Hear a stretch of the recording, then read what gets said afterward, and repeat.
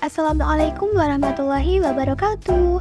Hello friends, everyone, meet again with me, Fidida Simasabila, and my colleagues, Rifhotul Hasana and Nabila Nafiis Salsabila.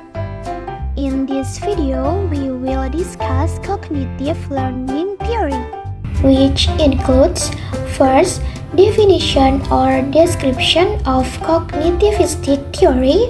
Second, comparing the assimilation theory and the accommodation theory.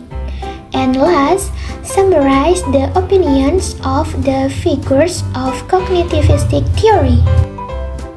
Before that, do you know what cognitivistic theory? So, cognitivistic theory is a learning theory that emphasizes the mental processes that occur when someone learns. So, the theory focuses on how the brain processes, stores, and retrieves information. A simple example, students are given real problems to solve. Here, students not only learn theory but also learn to develop critical thinking skills and the ability to apply their knowledge. Then, here we will compare between assimilation learning theory and accommodation learning theory. Assimilation learning theory allows individuals to use existing knowledge to understand new information. For example, a child who has understood the concept of the animal dog, seeing a new similar animal will call it dog too, even though it is a wolf. Whereas accommodation learning theory allows individuals to expand their understanding when faced with incomprehensible information. For example, a child believes that all animals with wings can fly, but one day the child sees a penguin at the zoo and is surprised because penguins cannot fly even though they have wings.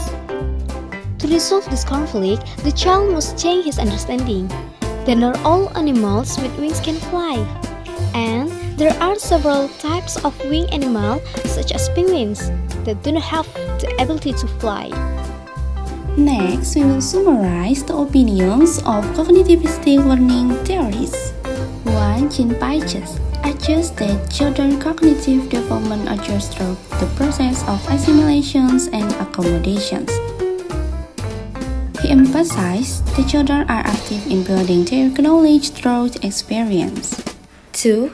According to Gestalt, their learning activities use the ability to understand relationships with each other as insight to get answers or solutions. That is, it is not things that must be learned, but rather understood by gaining broader insight. 3.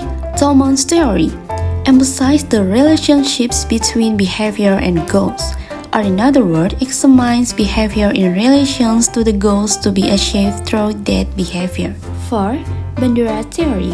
People learn things from direct experience or can also be learned indirectly through observations, modeling, imitations. How about friends?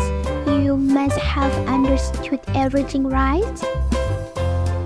Then we say thank you for watching our video. Until next time, bye bye.